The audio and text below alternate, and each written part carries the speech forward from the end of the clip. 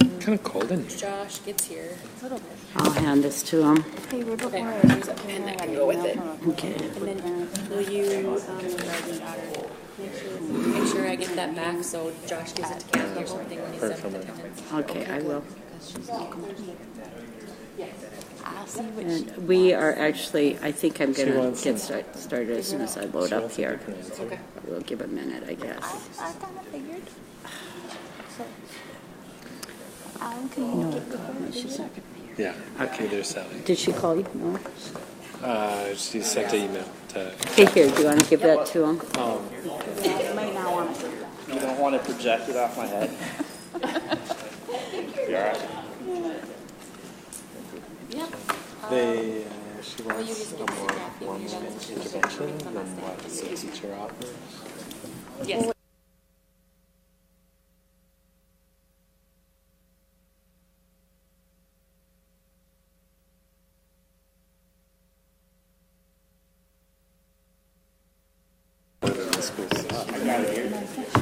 So, Board, we're going to get started with our Committee of the Whole meeting. I know some board members have kids' concerts and other activities happening yet tonight. So I want to honor everyone's time.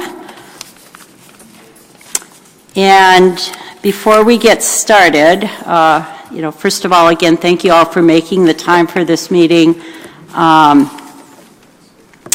And I'm going to have Clerk Gorham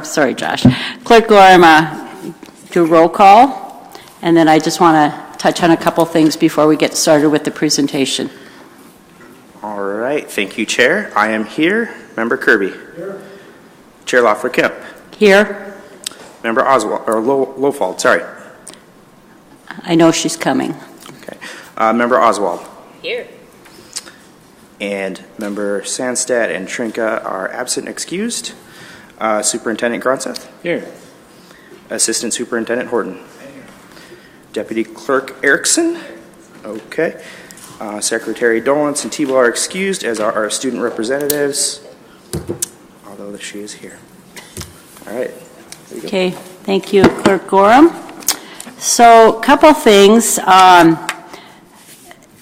This is the first part of our budget process, and so want to first thank CFO Erickson and for putting together the PowerPoint presentation, getting it out ahead of time to us, and we do have copies if you want hard copies of to write on.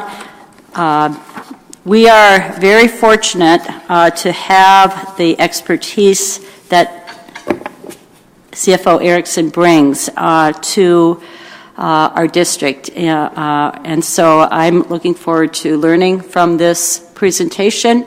Also, I just have to say yesterday, Member Lowfold and I were at the School Board Association Lobby Day, and some of the NSBA staff reminded us again how fortunate we are to have CFO Erickson here with us, who's worked with districts all over the state with school budgets. And so thank you again, and we're looking forward to learning a lot. There is a lot of information that Kathy and Peggy have been presenting to around the district, and they'll highlight that. There's kind of three natural times during the presentation that we'll open it up for questions, and each of us will have an opportunity to ask a question if we so desire. But we have a lot of information to get through, and so we'll hold off on questions until those three times throughout the presentation. Anything else? Okay.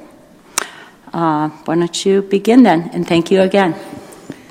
Thank you for the opportunity, and I appreciate for those of you that are able to be here. This process, this budget process presentation we have done several times throughout the district, starting with principals and then working through some teacher groups, cabinet, and other administrators. Part of this process is also that we have been meeting with the building administrators and collecting information from them, and we'll talk about how that plays into the budget process. So what you're seeing is the original PowerPoint presentation that we have with the principals. So it was related to them, so there's a couple references to them in here, but I just wanted to make sure that it was the same presentation that everyone was seeing as we went along. So we went through the introductions. I think we know who we are, but what does the budget process mean to us? The budget process means to us that statute requires us to have a budget in place by June 30th of each fiscal year to start the next fiscal year. And what do we need to accomplish and when? We're in the process right now, and the directive that I've heard is that we would like a balanced budget. And that is no small task for any school district, regardless of size and location within the state of Minnesota. And so as we have been walking through this process, and Peggy and I have spent countless hours together, starting back in November, I think early as November, we started meeting on a regular basis. And most importantly for us is the data collection. It's the understanding the components and pieces of our current budget and how those play into making decisions on our future budget. And so it truly is a process. It truly is an area in which it takes us time to be able to get information, put that into our analysis, and making sure that we're meeting those goals and priorities of the district, and making sure that the board ultimately has a budget that they can approve at our June school board meeting. So again, this is not something that just happens overnight. There's a lot of components to it, and we'll kind of walk through all of those pieces together. So our budget goals as we started this process was to identify and address both budget gaps and opportunities. So where within the budget do we have things and needs that maybe aren't currently being addressed that we need to discuss, those opportunities within our budget that we can do different things or more things if those things are trickling up as priorities.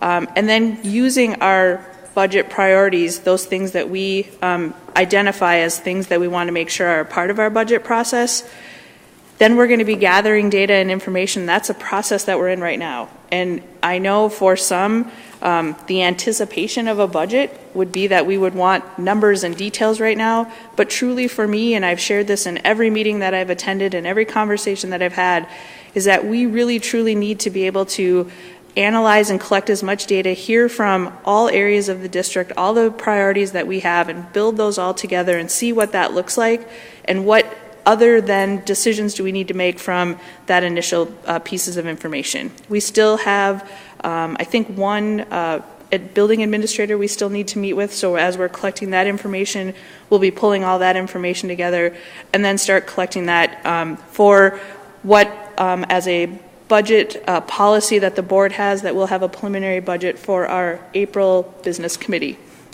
Again, I stress preliminary. That will not be our budget because we will continue to work, delve into information, and have a budget prepared for you for our June meeting.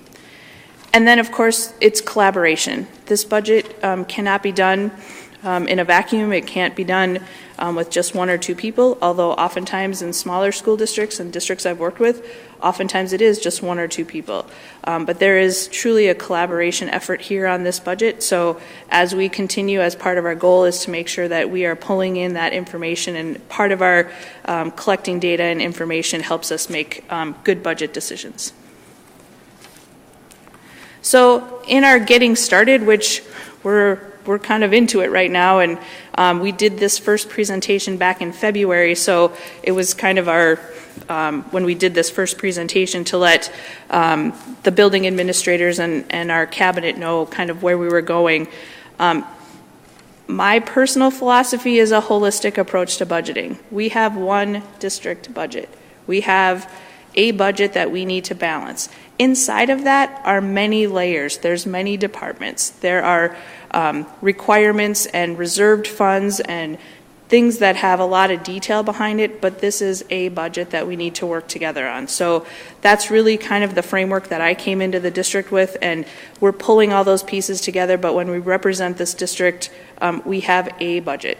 So that's kind of the direction that I kind of went with, and Peggy and I have worked very closely together, and it's not a new process. This is not new information. This is just looking at it maybe from a different lens or pulling different things into a different slide in a PowerPoint. So there isn't anything reinventing the wheel. It's just saying, here's how we're pulling this together and what does this information look like.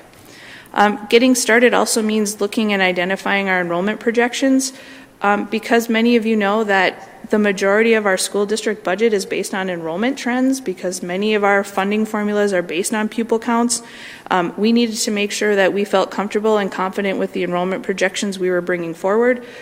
So both on the funding side and our expense side when we're looking at staffing and looking at class sizes. So as we look at those enrollment projections, those are critical pieces, and we have been looking and analyzing those for several months.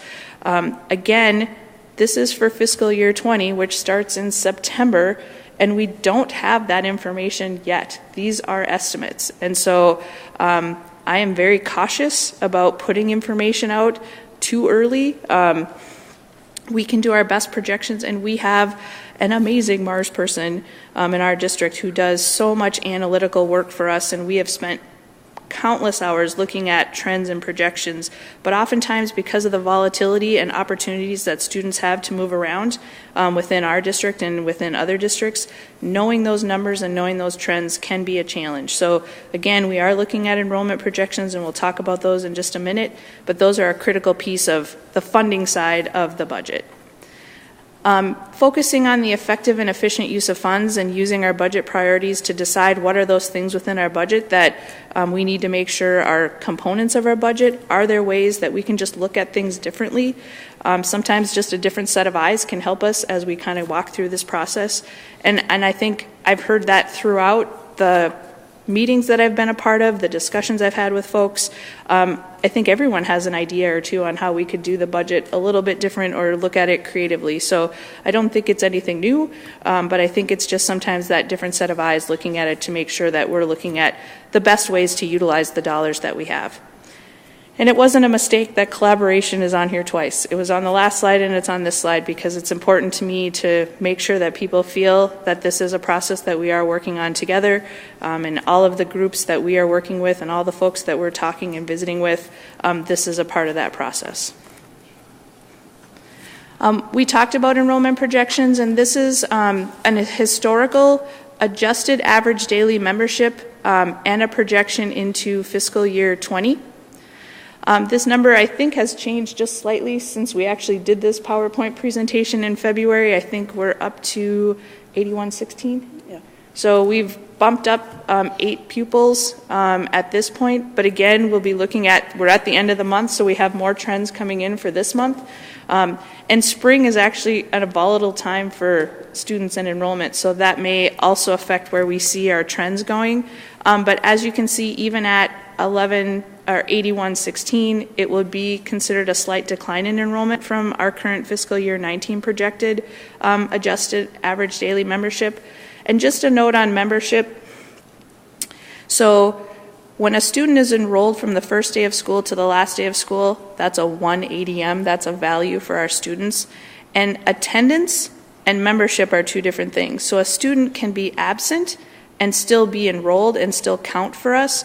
But if we have students that are absent 15 days in a row, a record will drop off and we'll have to restart again. So absenteeism only matters if there's a string of at least 15 days where a record might drop, where we might lose part of an ADM. So for example, if a student is sick every other day, they would still be a full ADM for us. But again, I know sometimes there's a lot of different definitions of pupils and enrollments, and you've probably heard pupil units or WADMs or APUs, but this is that enrollment record for us that drives, that is the basis of our funding.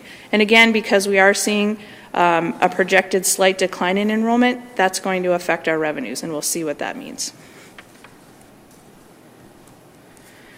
And again, just as a reference here, these are some definitions that we are using. And again, did also want to note the free and reduced lunch counts. That doesn't drive general education funding, but it does drive several components of funding, which include E-rates, title programs, federal special education, and compensatory revenue calculations. So that free and reduced lunch count that happens in the fall and then is certified in December and January after that fall October 1 child count that identifies those students, those drive funding. So, and as we know, and we'll talk about this as well, when you have lower free and reduced lunch counts, which we are seeing as a projection into fiscal year 20, that means less revenue in some of our funding sources. So that free and reduced lunch count does play a critical role in some of our funding pieces. And again, at this time, ADM counts are estimates until 5 months after the school year is over. We don't actually find out how many pupils we have until almost 5 months after the fiscal year is over. So even in the fiscal year that we're in, even right now for fiscal year 19, and we're almost done, we do not have a final pupil count. We do not know what our enrollment actually is until the fiscal year is over. So we're always continually looking and monitoring, because that may affect, as we have done projections to start a budget and as we finish the fiscal year, those are critical numbers for us. So it is very important for us to be monitoring and maintaining those pupil counts.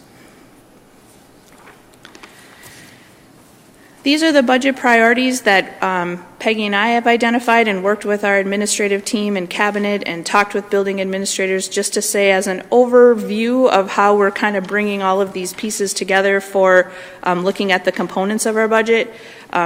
We will talk about each of these individually, so I'm just showing them here as a summary. And we'll start with fiscal stability and fund balance growth.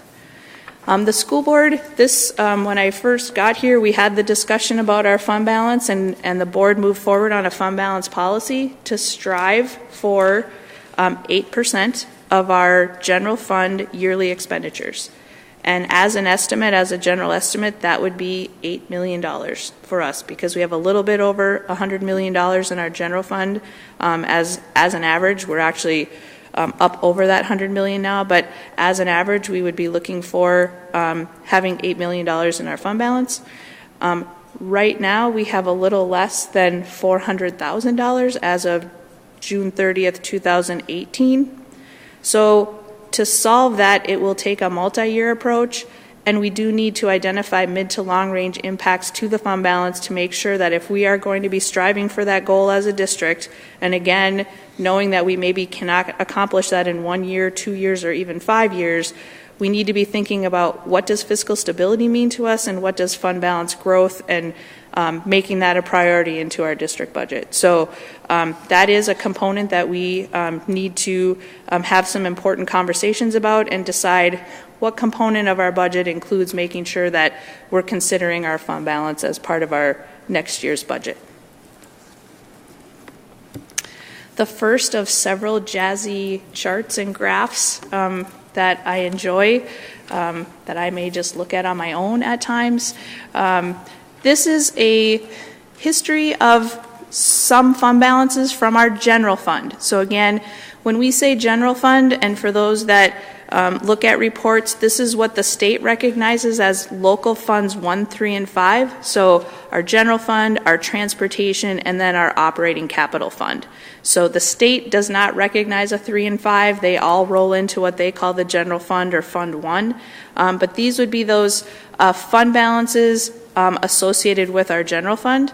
And you can see that over time, the large black line on the graph includes the unassigned, assigned, and committed fund balances in the general fund. So they do not include the restricted or reserved fund balances. So again, just saying that of those that could be considered usable for specific needs in the district, we can see where the fund balance has had a journey where we've had over $6 million in fund balances, and then again at the end of fiscal year 18 we had just a little bit under, or just actually a few dollars under $400,000.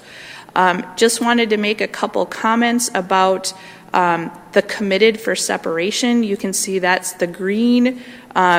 The committed for separation would be for retiree payoffs when staff retires. You're not required by statute to keep a committed for separation, but some districts will set aside those dollars when they know they're going to have an expenditure. So if you don't have a committed for separation fund balance, those would be budgeted and paid for just out of our regular general fund. And since 2014, we have just done that. But you can see in the past, there's been a few years where part of the fund balance was put into the committed, and then you can see in that subsequent year it was paid off. So there were dollars that were set aside, and then obviously there were expenditures to go along with those. So then the fund balance was used for those costs in those years. Assigned fund balances are those that the district chooses to do. Again, not in statute, but if there's a particular need or a particular project or a priority that the district has, some districts may use it for technology or transportation.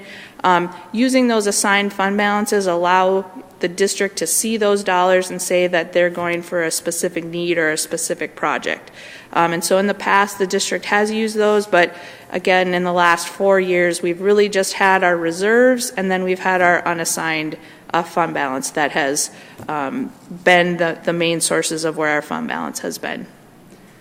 Is there any questions on what the history of the fund balance? And again, I think on fiscal year 13, where you can see that we've had some swings there, I think those were just movements of funds in between assigned and unassigned or committed. So the reason that the unassigned fund balance went down was because money was put into assigned for separation. So again, putting those all together, they kind of balance each other out. And that oftentimes happens in school districts when there is a set aside for a particular cost. So we'll entertain any questions for this first section right now.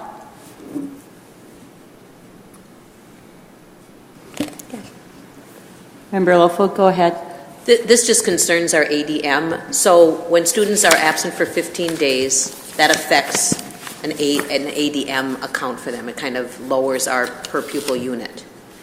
So how quickly do we get them on homebound so that it won't or would have less of an impact? If they are put on homebound after 15 days, do they stay enrolled? If they've transferred to another designation in Mars and there is no skip of a day, then there would be no loss of ADM. It would just be if there's a gap in enrollment and they've dropped an enrollment and then started. And again, if it's just a few days, it'll be a very minor amount for that ADM, but just to be aware that there could be a small drop. So students that might have multiple enrollments because they're coming in and out from other districts, there could be that they are less than one ADM. And again, if a student comes in halfway through the school year and enrolls with us and stays till the end of the year, they would just be a half of an ADM to us, but they've only incurred costs for that half a year. Does that answer your question? So again, Does it count as an ADM? Yes. Oh, sorry. Yes, it does. And our hope would be that if a student is gone for 15 consecutive days, that we are reaching out and we know why they're absent, and very often that may lead to homebound or some other kind of services. Very often with a 15-day consecutive absence, we're not able to contact the family. We don't know why they haven't been there, and so then they are dropped from enrollment. But our hope would be is that we would have some kind of services set up if they're having a medical issue.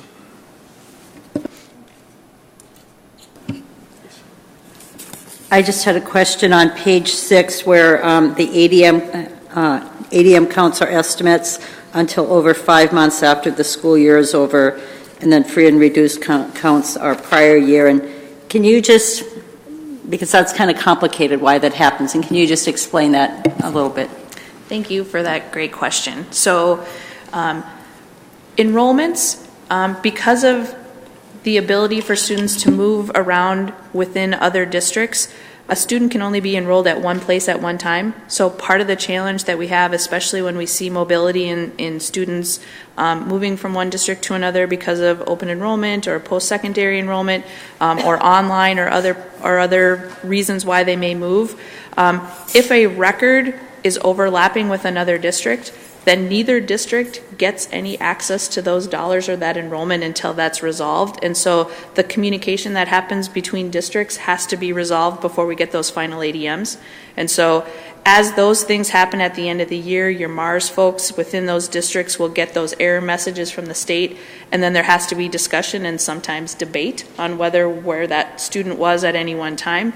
And then in addition to that, it's just making sure that because of the different types of enrollments a student may have and other things on their MARS record, it takes up to those 5 months afterwards to get that final enrollment count, and working with those other districts to make sure those are final.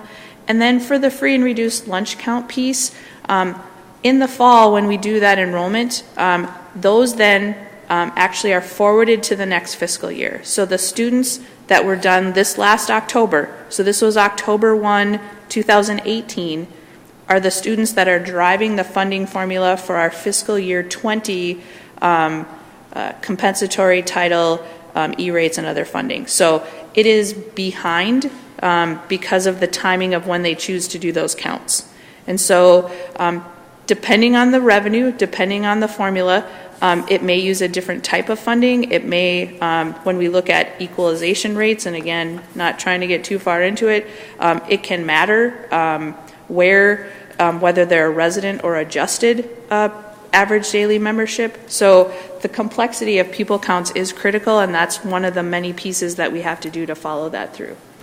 Great, thank you. And just a follow-up to that same piece, and we're required to do it October 1st because of federal requirements, right? Correct. Okay, great, thank you. Yes. Member Oswald? I think I know, but I hope you can make sure that you can test my knowledge here about calculating enrollment for incoming kindergartners. Yes. I know that has to be complicated, and so can you explain to me how you figure out their enrollment into the total enrollment number? So incoming kindergartners is an estimate. We oftentimes use historical information. We have the kindergarten roundups, which I know are happening at this moment in some of our school buildings, making sure that we have access to that information from our early childhood folks to make sure we know where those students are.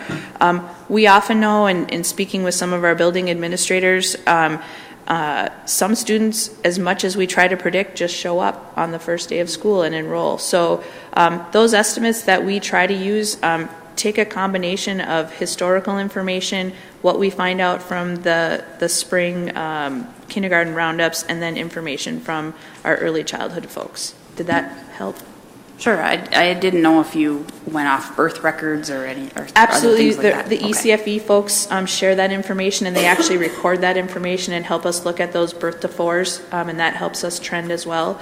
And then oftentimes just what's happening in the neighborhoods. Sometimes the best information is from our own school buildings. When we find out that other siblings are in the district and they have someone who's 4 years old, we can kind of attempt to do that as estimates. And it is quite impressive how much knowledge our building administrators have in terms of where their students are and where enrollment is. And so when we've been visiting with our building administrators, they're doing estimates already for that kindergarten. So they're pretty aware. And then of course our MARS folks as well have been doing those estimates.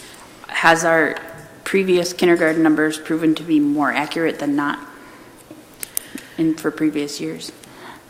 I can't speak to that history estimate, but Go ahead, Superintendent Brunson. We have been pretty close. There have been a few surprises along the way, especially in probably the last 3 years. We had a year where a number of families decided to keep their 5-year-olds at home for another year, and then the following year they all came. And so we had a low and a high, and we didn't see that coming, although if they had come, our number would have been pretty close. Okay. Member Gorham? CFO Erickson, excuse me. Could you restate the committed for separation, what that was used for again, please? Sure, that's for retiree costs. So severance payments that we have planned, and there are many reports that our HR folks have that kind of give us those projections. So that's why you can, you may set it aside, but it will also be built into our general fund budget. So it's built into the general fund budget. And previously, we were taking some of our reserve, anticipating this cost, or fund balance, I should say. Now we have a limited fund balance and we can anticipate more of these. And you mentioned we're having conversations to, anticipate these barriers. I guess my thought was, yes, important to have conversations, and impossible to kind of know what's going to happen with education funding to keep up with cost of living and these other things that we're committed to paying. I would hope that we can take it from conversations to something a little more concrete that we can look back to and move forward with, because I think sometimes conversations can kind of just get lost in the dust. Thank you for those comments. And part of what you can see in that past history is that when a district has reserves and has available resources to set aside into those assigned or committed fund balances, that's when it makes the most sense to make sure that you're accounting for those things. And as districts maybe have financial struggles or are making other choices with those dollars, to just have those in a line item set aside. For example, fiscal year 16 has $2.3 million in an unassigned. The district could have, just as a line item, put money into the committed for separation. It wouldn't have changed the bottom line. It would have just recognized that we were setting aside those dollars. But because we generally budget those within our regular general fund, whichever fund balance it's in, as long as we are preparing for those dollars and budgeting for those dollars, which we do, they would just be rolling in as a combined unassigned. And I think part of the time it could be just the style of the person doing the work as well. So on that same vein, would you say best practices are to, what is best practices with that? So it's a tool. Your software system, using these as a set-aside tool, many districts may have just a unassigned fund balance and then have a spreadsheet or other supplemental documents within the district that say these are the pieces of our budget. But certainly, if the district had access to fund balance resources and you wanted to make sure that you're aware of those obligations, using the committed and assigned fund balances are a great tool. But again, I think many districts are doing that. They're just doing it on supplemental reports versus using a fund balance set aside. Okay, any questions on this section? Any more? Okay, we'll go on, Kathy. Thank you for those great questions. We've talked about the fiscal stability and fund balance growth, and again, just as what does fiscal stability mean to us and what does it mean to the district? It's just saying that as we saw that chart and graph and we saw the history, and we can see that there can be many ups and downs in school districts, and making sure that we are considering the history and our future needs. And so as we think about what we're doing today, sometimes we have to think beyond this year, and that a decision we make today may have implications or impacts into future fiscal years. So again, as we make budget choices for fiscal year 20, they may also have impacts into those future years. So again, as we think about those choices that we make and making sure that we're trying to attain some fiscal stability, using both history and future needs are critical. And then understanding the story behind the numbers. I can put that graph up, and if we don't have the history behind why there was a set aside one year and not a set aside the next year, we can all jump to our own conclusions. But again, I think it's asking the question and understanding the history of what those numbers actually mean, and making sure that we're not just assuming what something might mean, but having that discussion and understanding that. And again, just for myself, being relatively new to the district still, that's been my main job these past several months, is to understand the story behind the numbers and to understand the choices that the district is making, and so that can lay a foundation for good choices as we move forward with the budgeting process. And then when I say what if scenarios, it's those things that what happens if this happens? If we have a building need that happens. When I first got here, some of the roof pieces were falling off the roof here at this building.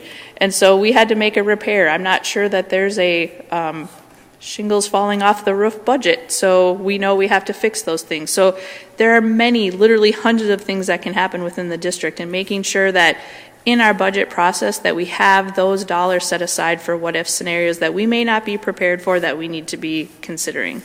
And then decisions in context of larger goals and projections. Again, just saying that, when we make one choice, if it has a multi-year effect or has a multi-program effect, that when we do one thing that we actually understand the process that it means in terms of what it can do for the budget. I certainly appreciate that I'm not an educator or a teacher or a professional, and I would defer to the reasons why we choose to do things, but we need to have those financial conversations to say, if we're making this choice, what does that mean?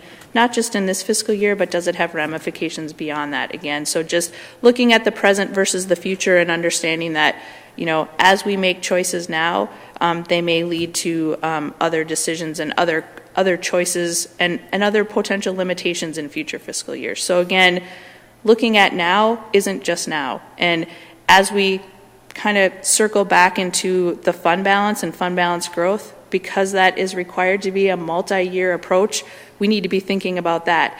We can make a choice now for fiscal year 20, but are we then laying a foundation for ourselves as a district that we can continue to make that decision to continue growing the fund balance, not just in this year, but in many years to come, because we won't be able to solve that in 1 year. So again, just making sure that we feel comfortable and confident that we can start making some sound decisions that lead us to good choices, not just in fiscal year 20, but in beyond.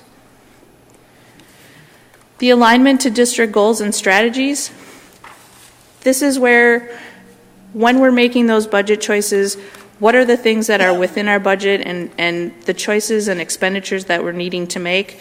And this is a great learning opportunity for me to understand that the district has many plans and strategies that help our staff and our administrative team and our building administrators plan for and provide those educational services for our students throughout the district. And so knowing that the choices that we're making and when we have potentially limited revenue resources, are we utilizing these tools and these things that we've created as a district and called these our priorities? Are these really where we're spending our dollars?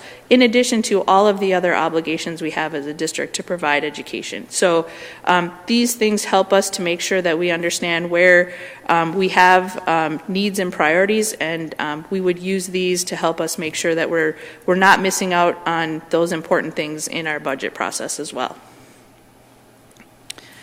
Utilizing revenues effectively. When I first came to the district, I think I had maybe made the comment that looking at revenues from most restrictive to least restrictive is just a philosophy that not only would a municipality such as a school district or other governmental entity, but other folks as well. And our Office of State Auditor talks about that we would identify fund balance resources, restricted or unrestricted, and normally used first, and using those restricted dollars when you have that opportunity to give the district, if there is any resources left over. And again, sometimes we're challenged as a district. We may not have excess resources, but making sure that we're using those restricted resources and then giving the district the best opportunity to have those unrestricted revenues to be utilized for all of those other needs and priorities that we have. And again, it's just utilizing those in the best way. Some of our revenues do have what we say strings attached or restrictions by statute, but a lot of our dollars don't. So again, it's just making sure that we're using those in the best ways and using those for the intentions that they were set out in statute and in our district policies. The program-based budget layers. This is a slide that, that I made Peggy follow along with me on for myself in coming into the district and looking at the complexity and the layers of the budget. Because whether or not you have a $10 million budget or a $100 million budget, you still have the same types of expenditures and the same types of needs.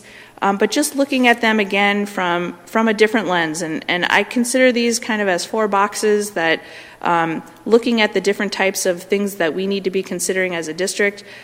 What I see as the foundation pieces of our budget are facilities, transportation, district administration, and technology. So these are things that we need to just run our schools. And so we need to make sure we have buildings that meet the needs of students, that are safe, that we can provide that education in. We have to get kids to school. We're required in certain cases to provide that transportation for those students, and making sure that we have those adequate resources to get those kids to school. To make sure that we are managing and following the statutes and laws, to have our district administration team making sure that we're doing those things that we need to be doing as a district.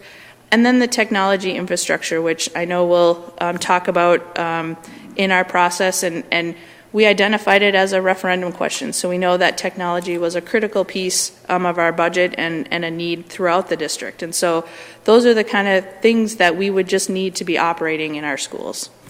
And again, this isn't anywhere in statute. This isn't an MDE slide. This is me using words and descriptions to help me better understand the process. So this is kind of the numbers nerd slide of the presentation. Just again, to give a perspective on what's important as part of the budget, which, let me just say, every component of the budget is important. There isn't one unimportant piece of a school district budget, but again, just seeing it through different lenses. The essential portion of the budget is what I would identify as program site administration and program site staffing and resources. So again, that's our building administration, our teachers, their supplies and resources. Those are the essential day-to-day. That's why we have schools, and we'll see that in another jazzy chart in just a little bit.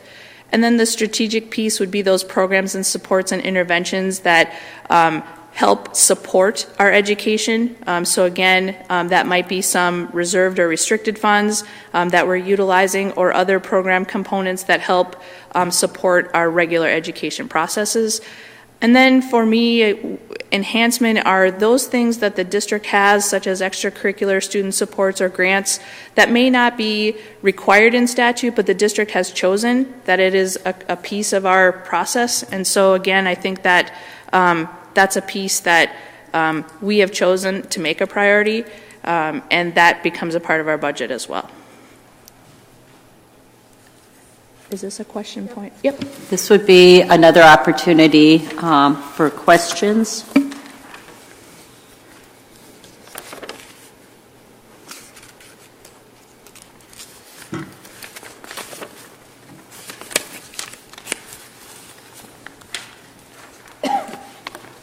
Okay.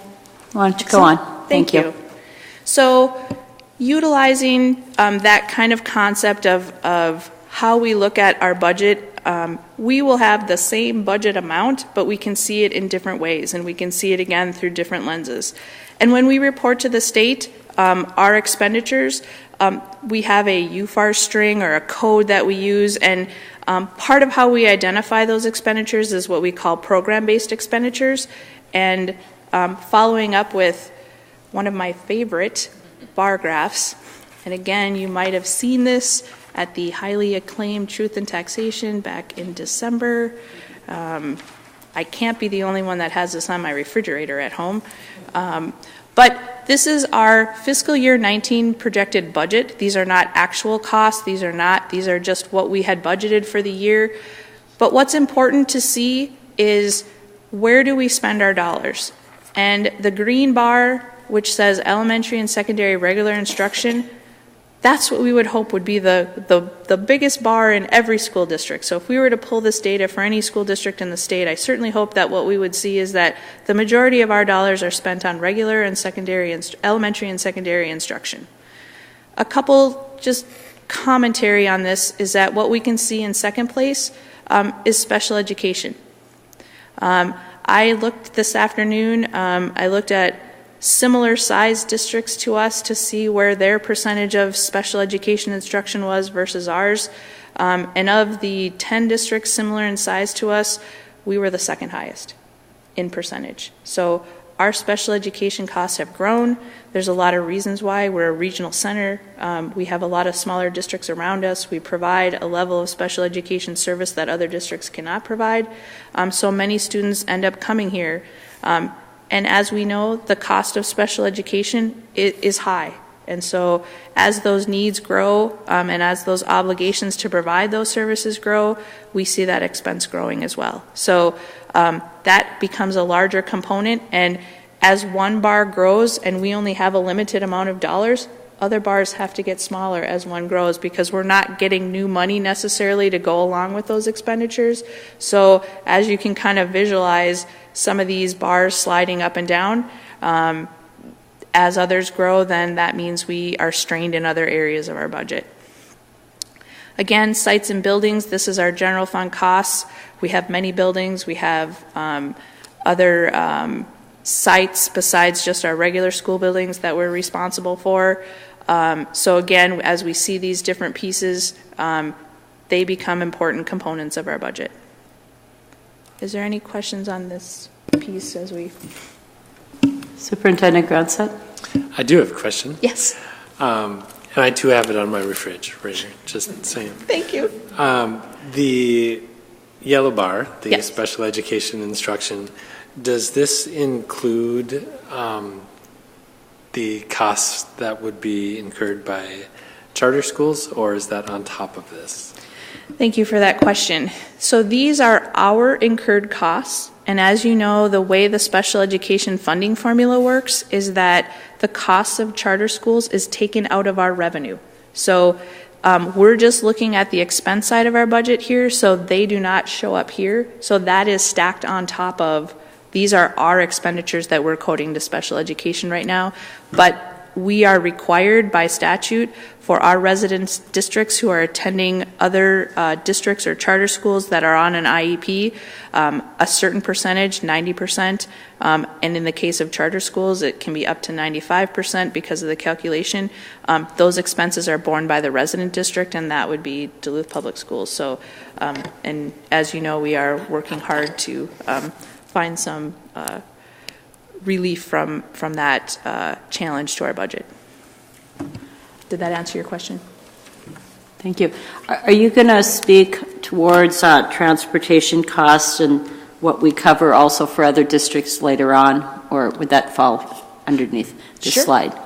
So in transportation, we have our transportation fleet, and then in certain circumstances, we have contracted obligations, especially under special ed. We may have additional transportation costs outside of just our to from school, and that would all run through our general fund. So it would be included in these costs here. It would be under the pupil support services, so the red bar, that's our 700 series. That's where the transportation costs would be. I don't have them broken out specifically, but certainly if you were interested in finding any more detail on that, we could certainly break that out. Does that help? Yep. Thank you. Member Kirby? Thanks. I understand how the special ed costs are generated, or how we have to pay charter schools, but I wasn't clear about your answer to the superintendent's question. Sure. Are the charter schools costs in this or not? They are not. They're not, okay. Correct. So on the revenue side, we get a calculated amount of reimbursement for special education revenue, and the state does all the tuition billings at their end, and so they figure out how many students we serve, and then they would get money from other districts, and then we have how much our students are costing at other districts, and they pull that money out. And then the net is what we get in our special education revenue. They do all of the tuition in and outs at the state level now. So we tend to get less revenue now because we have more tuition costs being billed to us.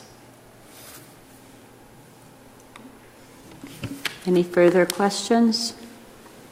Member Oswald, or Member Lofold? I'll ask it now. It was just, do we know how we rate as far as our costs incurred by our charter programs as opposed to other districts throughout our state? Like you said, out of the 10 districts, we are second in the state for the needs of our students. What does that look like with other districts that are also responsible for charter or other schools that they have to also then make sure that they get their payment? That's a really good question and very complex, and that information is not easily found, but is accessible, and we've done some research on the districts similar in size to us. When we did our research initially, when we were looking at just in relation to tuition billing, which includes charter schools and regular school districts, so there isn't necessarily a breakout of just what the charter schools cost. And looking at our net, we were, as a district who was over our cap, which meant that first year of our base, and I know we've talked about this through, but because of our high tuition billing, it lowered the amount of revenue we had by over $1.5 million in just 1 year. We did not see that in the other districts that we looked at because of tuition billing. Districts saw changes, many districts saw changes in their special education funding due to transportation. And so when we researched and looked at, are there similar districts to us? There certainly are, but not to the extent of what happened to Duluth in that base year of funding. Did that answer your question? Thank you. Just to follow up on the transportation question I had, can you expand on what we're required to provide transportation for other schools within our district? Private. Oh, yep. Thank you for. Yeah. If a non-public is requesting services, we would provide those services, but then also claim the reimbursement back to the state. So again, we would work directly with that private school as far as routes and pickups, and then we would turn around and submit that information to the state for non-public reimbursement costs. People can claim reimbursement for mileage, and then we are the conduit for non-publics or homeschools, so we may be incurring that cost and then getting that reimbursement as well. Member Oswald? I may have missed this while I was admiring your wonderful graph, but community education isn't included in here. Why is that excluded? Thank you for that question. We were just focusing on the general fund here in terms of what our budget looks like, because this is the majority of our budget. And community service, as a restricted fund, is what we would call a one-way fund. It kind of is self-contained. We'll talk about it briefly when we get a little bit farther here. But just in purposes of what our budget looks like, we were just focusing on our general fund.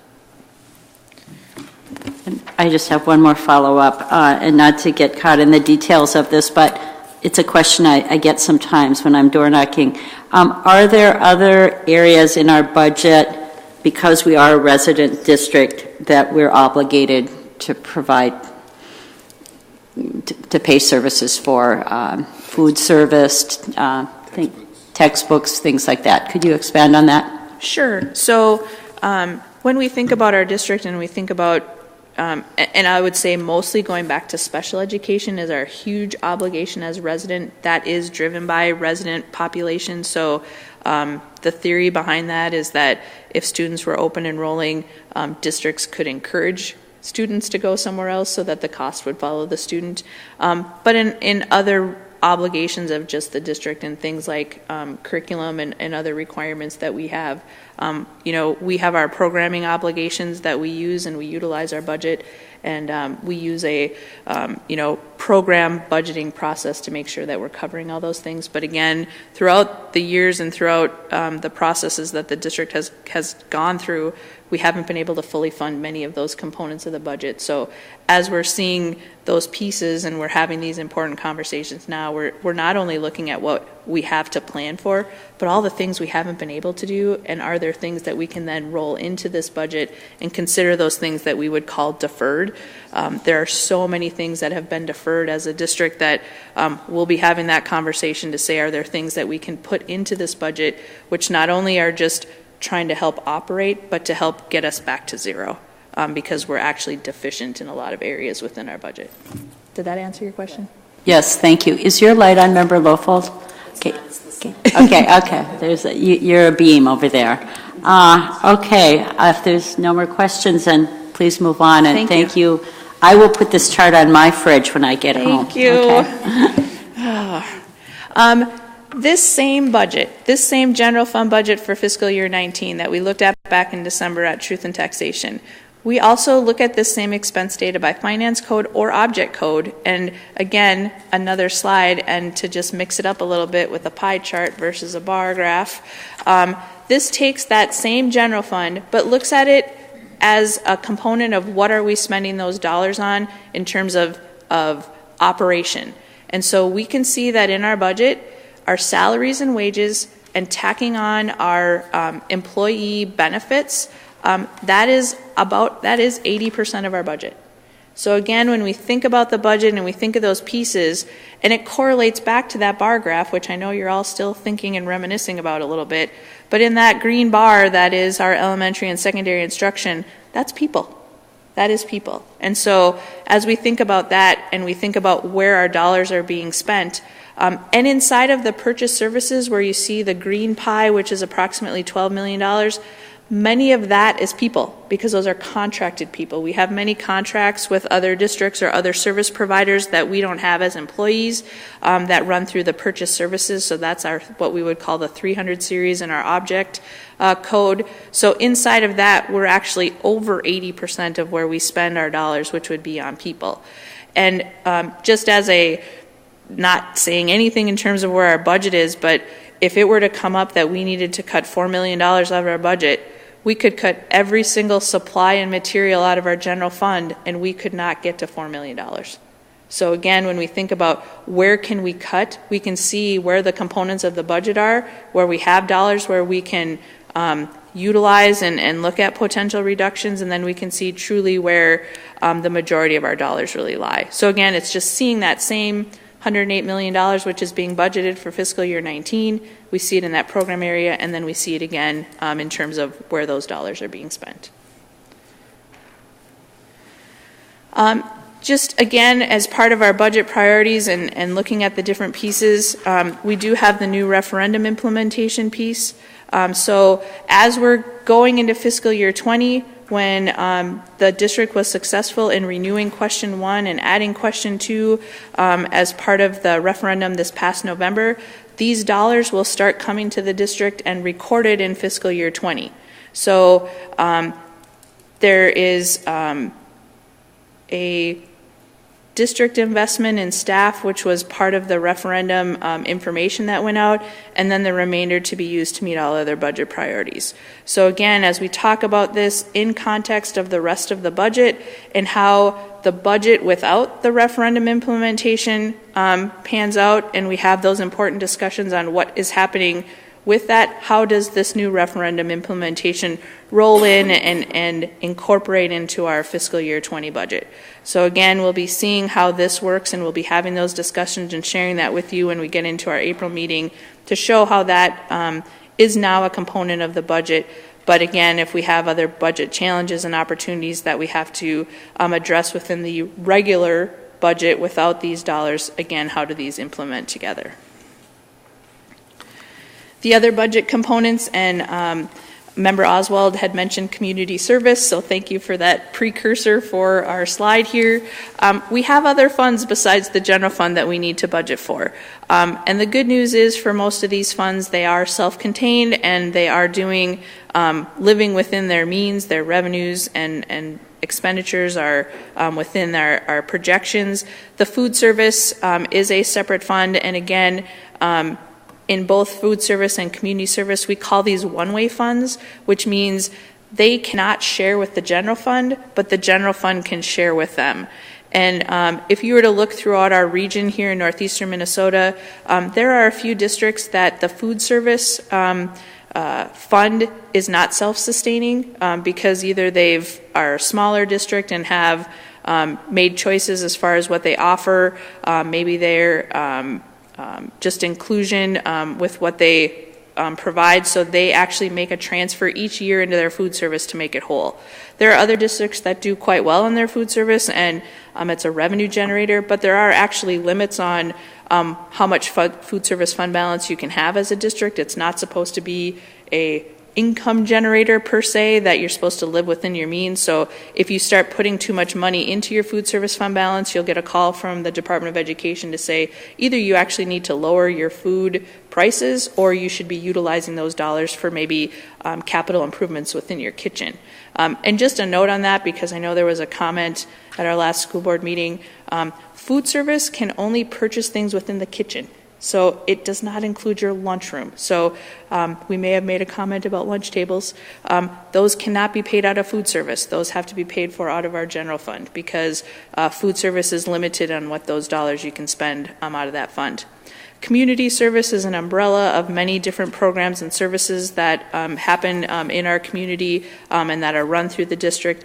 Again, there are several reserves and programs that have requirements to them, and those are living within their means as well.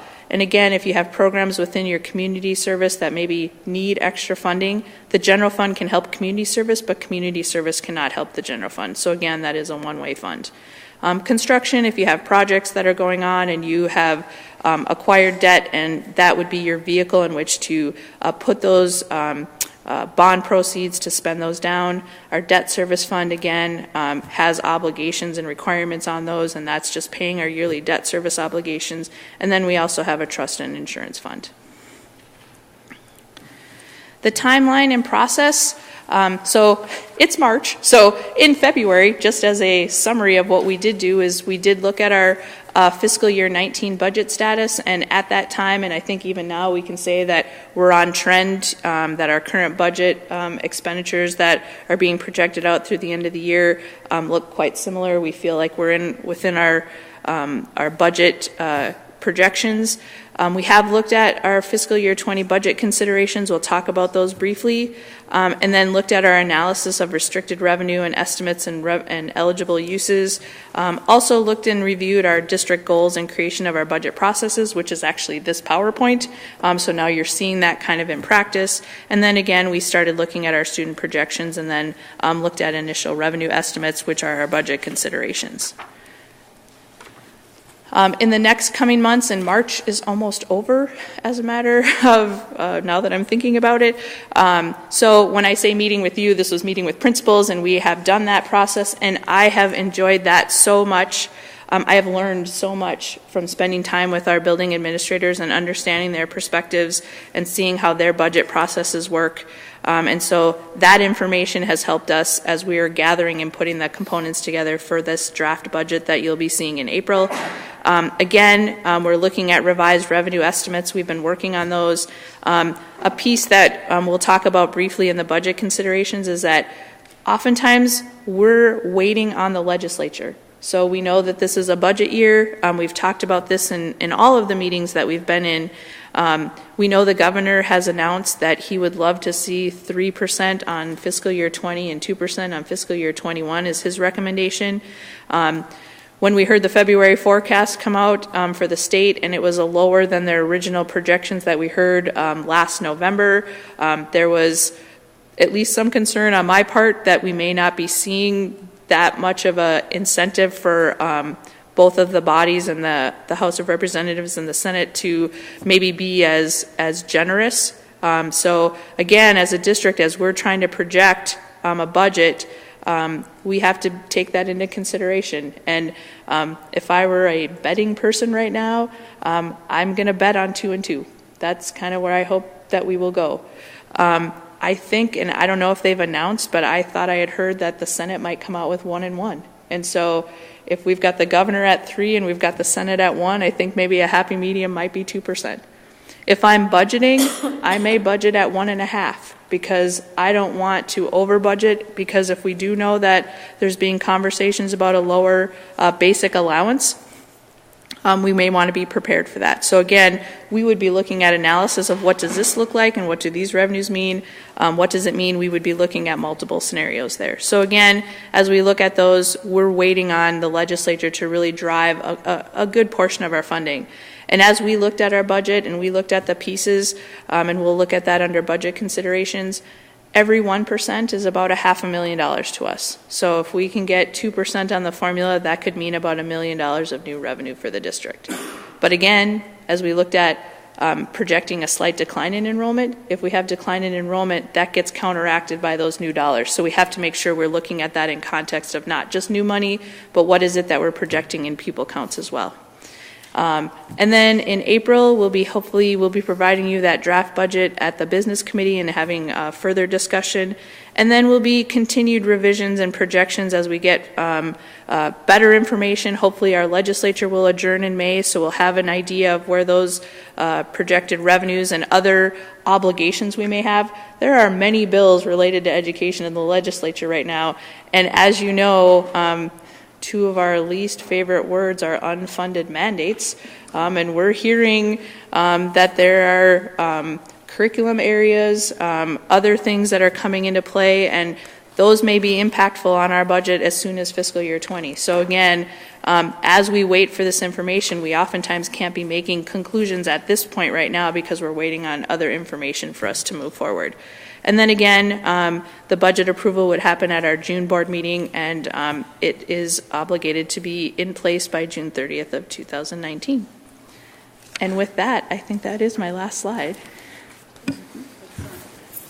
Okay, we'll entertain a few more questions. Member Lofold. Can we go back to page 18? We can.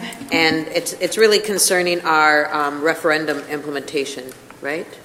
No, Yep. 18. That directed to meet district goals and strategies. I think our question 2 was 25 teachers. Yes? Question 2. And so is there a remainder to be used to meet any other budget priorities? There is some. So what would happen if, and maybe this is going into the weeds too much, if we need to reduce our staff because of our budget and our enrollment? We just know that 80% is our people, and if we have to make cuts, where are we going to make them? Would the levy allow us to keep those teachers and count them as the 25 that we promised we would use the levy for? That was really sudden.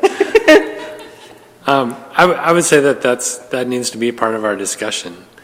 25 teachers is 25 teachers, and as CFO Erickson pointed out, there's the budget, and then there's the referendum piece, and we need to decide where are we with the budget. And as we know, there's several pieces moving around there. So if there's a deficit to be addressed in the budget, if that means a reduction in staff, it could be in different places. But that 25 teachers, even if we had to make cuts within the budget, that 25 teachers would still be supported by those referendum dollars. So, to be seen. Okay. And then my other question is, my other question was just in connection to your talk about what the legislators would do. Chair Loeffler Kemp and I were at the Minnesota School Board Association Capitol of the Day, and the Senator Nelson, who's in charge of the Finance Committee, it was kind of interesting. We first listened to House Representative Cheryl Joachim, and she talked a little bit about 3 and 2, and then Senator Nelson came in from the Republican Senate and said that she thought it would come in at 2 and 2. So, you've been down at the Capitol, you know much more than I do. But it was a great day. It was a great day for us to be there and to listen to all of the potential opportunities to be. I mean, it's exciting to be thinking that our legislators there's so many wonderful opportunities for money, but then it's scary because if it disappears like it did last year, then we're left with that. But really hoping that they can do a lot in our funding areas, in all SPED and per pupil unit funding. And the unfunded mandates, though, they're there, civics in 11-12 and, some curriculum stuff that, they're sure that they want, so interesting. Just a follow-up to the legislation, and then I do see your light member, Oswald. I do have a handout that I can share with you guys. They had 52 bills that have been introduced that have mandates attached to them right now. So, it's not one or two, it's 52 with potential mandates depending on how the process rolls out. My question about the legislature is, I know every year it depends on when they get out of session, if there's a special session, but from your experience, once we do wrap up the session, which I think this year the date is supposed to be May 20th, I believe, that when do we really know for sure what we have to work with once they wrap up? Because I know there's always that time gap. About 5 months after next fiscal year is over, we'll know how much money we were entitled to. And truly, even though we'll find out what the formula allowance might be, we're still going to be estimating pupil counts. And so again, that will really come down to how comfortable we feel with those numbers. Those will be discussions we'll be having at many levels so that everybody feels comfortable on where we're estimating those amounts. And so when we get that message from the legislature, because we will certainly have many spreadsheets ready to go with any number of scenarios that we will make that decision on, but truly we won't know a number. And so I just want to be clear that this is going to be an estimate, and when we get into the summer, we'll be doing estimates, and when we get into the fall, when we get those first few weeks of enrollment, and I'm sure, as you know, and for those of you that have been in school buildings, those first couple weeks of school, when you get those extra kids and you're all excited, and then you go to your finance person and they say, up the budget because we got all those kids, and then we go, hold the phone, because by October or November, many of those kids disperse and end up someplace else. So it's just that history and knowing that, we have to weigh the whole trend and not just be reactionary to one thing that we may find out. So again, I think looking at a slight decline in enrollment is not unreasonable right now, but we'll certainly be looking at the spring and looking at hearing what the trends are as students are coming in. Because we have charter schools that don't serve K-12 population, we have kids who migrate back to Duluth after being at other private or charter schools. So again, not knowing for sure where they're all going to end up, those can be wild cards as well. But again, we'll have a good foundation on one side of it, but again, it'll still be an estimate. Mm-hmm. And if I could just comment on the special education legislation that we do have at the legislature, which I can just say that being a part of this process has been really pretty amazing, and the process that we've gone through at the legislature, the voices that we've heard, and the folks that have been willing to listen to us and hear our story. We have components that could potentially be a financial increase to the district, but because this is a legislative gamble per se, we cannot budget for that. I have been pretty adamant that even though we can do some estimates and we see some dollars that might be attached to that, at this time, we really honestly don't know where that's going to fall. And so we have done analysis. We've understood where we might see potential changes in revenue. But it would be irresponsible for us to count on those dollars at this time as part of our budgeting process. So we are aware of it, and if we should be so fortunate to be successful in some legislation, then we would again have those important discussions on how do we implement how those dollars come into the district and how we would utilize those once they get here. But again, until we know, we really can't bank on those dollars. Thank you. I'll have Superintendent Grunson speak, and then Member Oswald. I just wanted to add a bit that once the legislative session is done, MDE often steps in, and they really sometimes have to translate exactly what does this mean for each district, what do these requirements mean, and who does it apply to, and then they create what they call runs, and so it will show for each legislative action, the district, and what that means for each district. And so sometimes there's a waiting period between when the legislative session ends and when that information comes out from MDE. And oftentimes there's back and forth between the committee and MDE about what exactly did you mean by this, and who did you mean this to apply to? And so it takes a bit for that to all work out. Sometimes we don't have those answers until July or August, and so we continue to adjust the budget, and keeping in mind that the budget is a living, breathing thing that changes every single day of its fiscal year life and beyond. And beyond. Thanks for adding that. I think, isn't it usually kind of the first part of August where MDA gets superintendents and school leaders together? It kind of piggybacks with the School Board Association August conference where they review the legislative results, which I encourage, again, school board members to go to. It's always very informative. Member Oswald? I think this has been a very thorough and well thought out description of the process that's going on. What I waited to hear and still haven't really heard is how equity is going to play into the role of where we put our dollars and how we put our dollars. I don't imagine this is necessarily a question for you, CFO Erickson, because I know you're the woman that puts the dollar amounts in the spreadsheets and creates beautiful, colorful graphs. And so maybe this is more towards the superintendent and how equity is playing a process in your determinations and your recommendations and what we fund and don't fund. And like, is the T form being used or not, or has any of that equity work been a part of the process? Absolutely. Oh, sorry. Oh, no, go ahead. And I would argue that CFO Erickson has been a key part of how equity fits into the budget. And I would say that the biggest part of that is coming from the discussion with principals, because it's really based on what does your school need? What needs do you have, and how do you want to address them? Starting with where you are now, are there needs that are not being met? And if so, what would you like to see in place to meet those needs?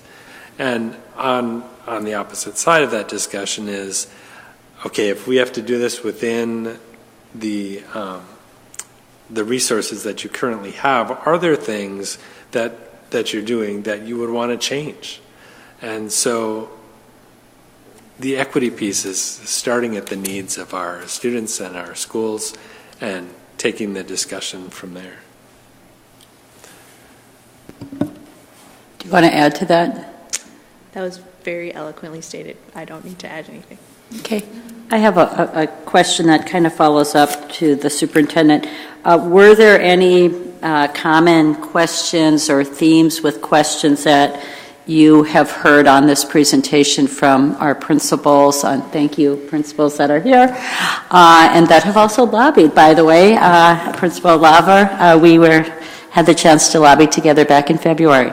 So any general kinds of questions on the budget?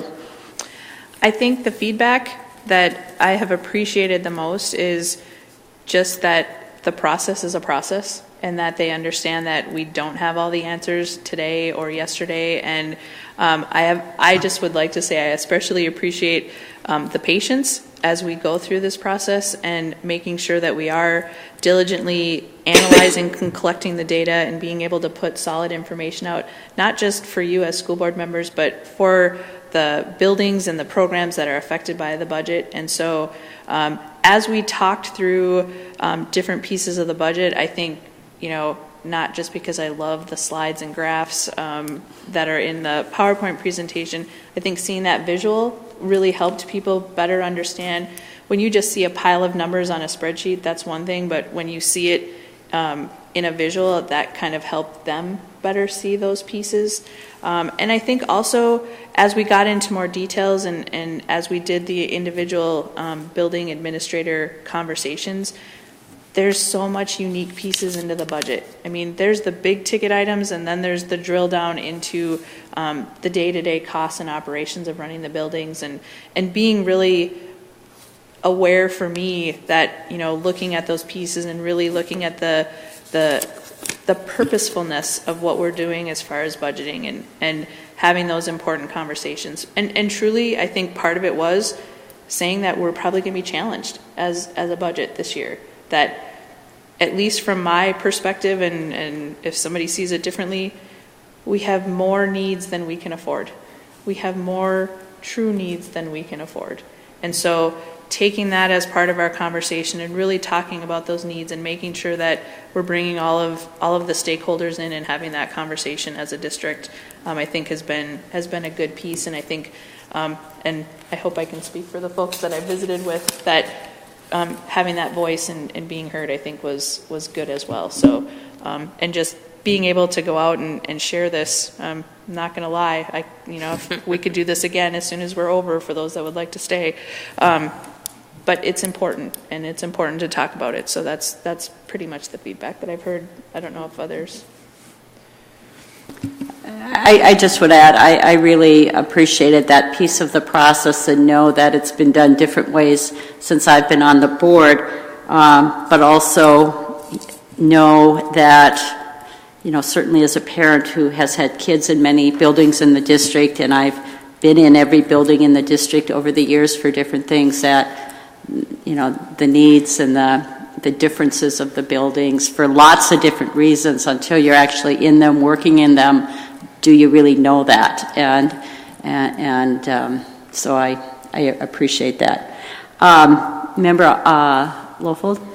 And I hope this will come into play in a future board meeting or committee of the whole or whatever we're going to do the next time we meet for a further discovery in this budget, is that, because I like this overview, it gives us all a really great, and I love that you've been out to the buildings, and again, I think you could see that from last week's board meeting, is that there's a great deal of respect and trust for you. You're a good communicator.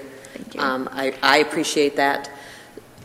But I do, and I want you to know that one of the things I think this board would so appreciate, so you're out talking to principals, and I would want you to invite a board member to your conversations.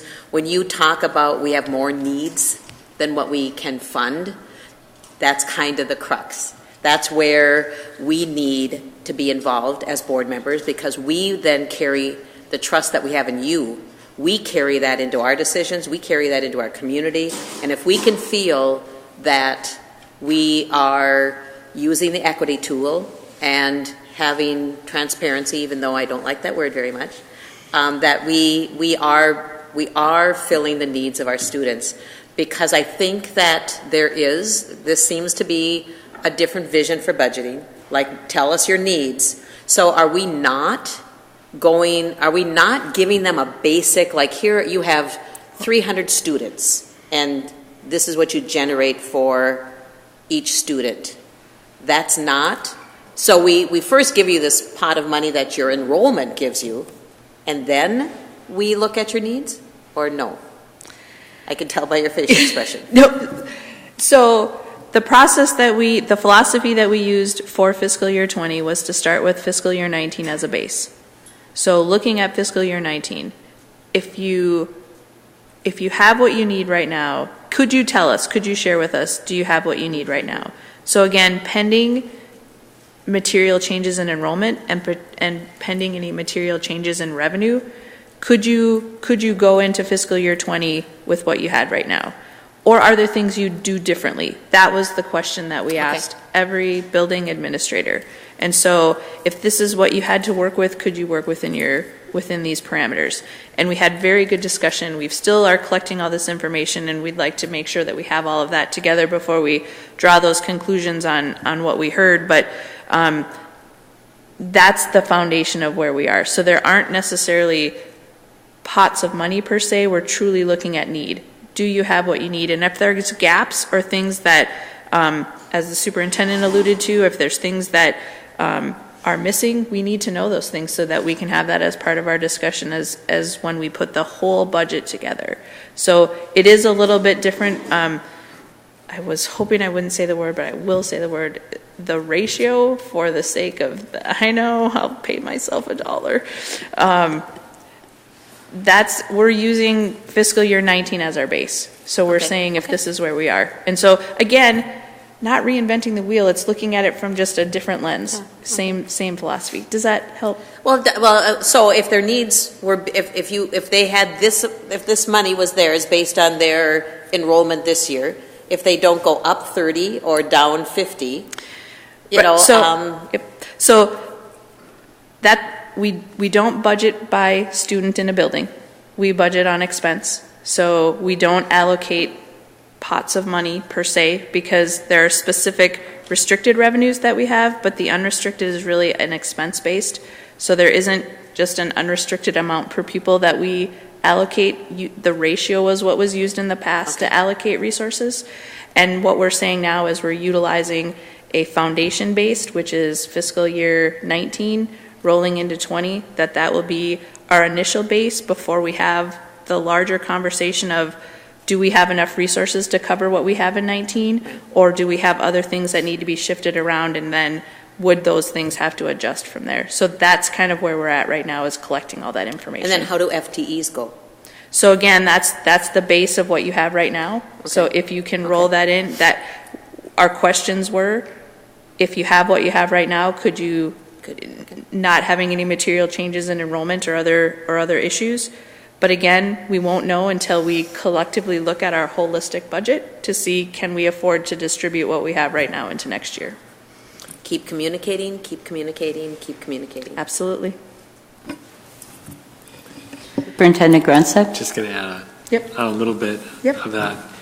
And part of it was, it was interesting as we were meeting with principals, and, you know, an example of one of the things that it came up the other night at the school board meeting too was, you know, I have this money and I have a need for some cafeteria tables because we have a couple loose bolts, but that money can't be used for tables.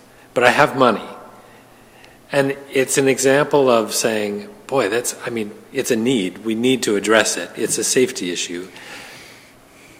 And you know, you are spending money on, you are spending unrestricted funds on things that could be used for those restricted funds.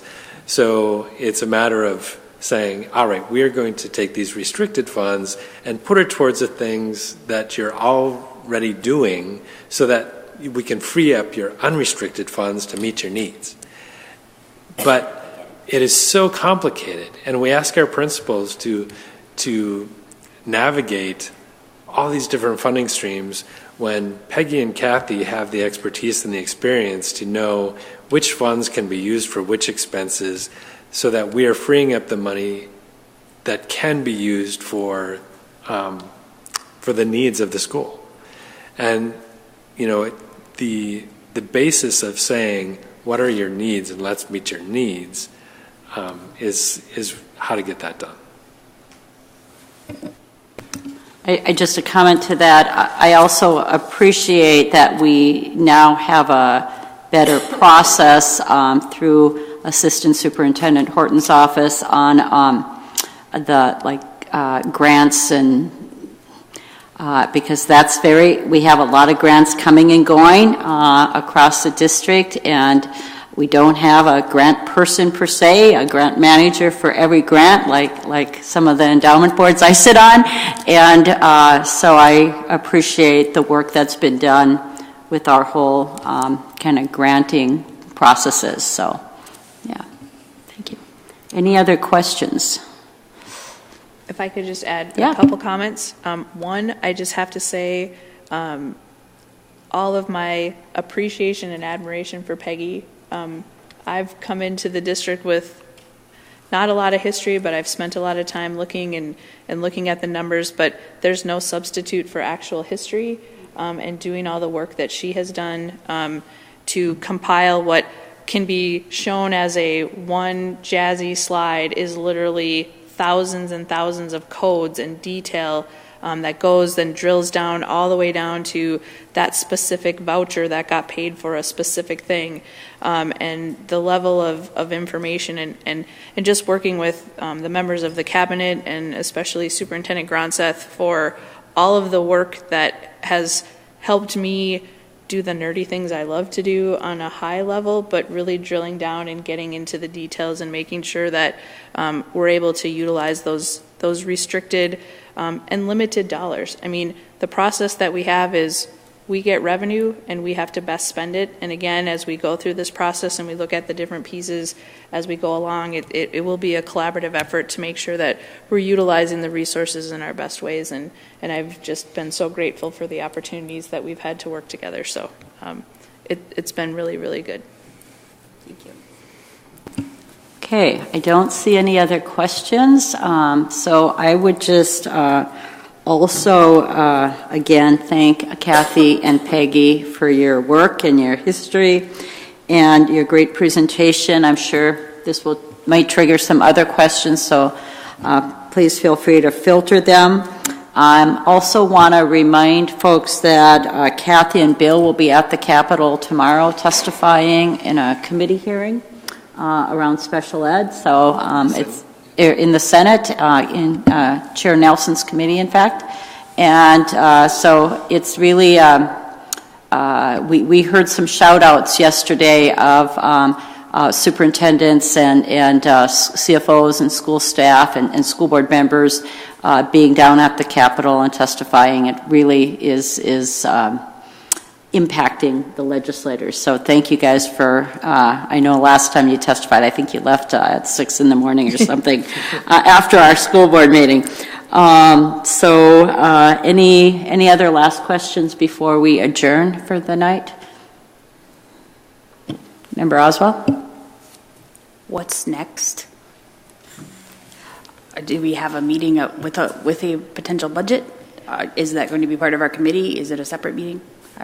I don't know. Do you want to? Sure. So I know you referenced it already, but you want to reference it again? Sure. So we will be continuing to do that final collection of data. We'll be working to start compiling what we see as a draft budget. And at the business committee in April, that would be when we'll do our first introduction.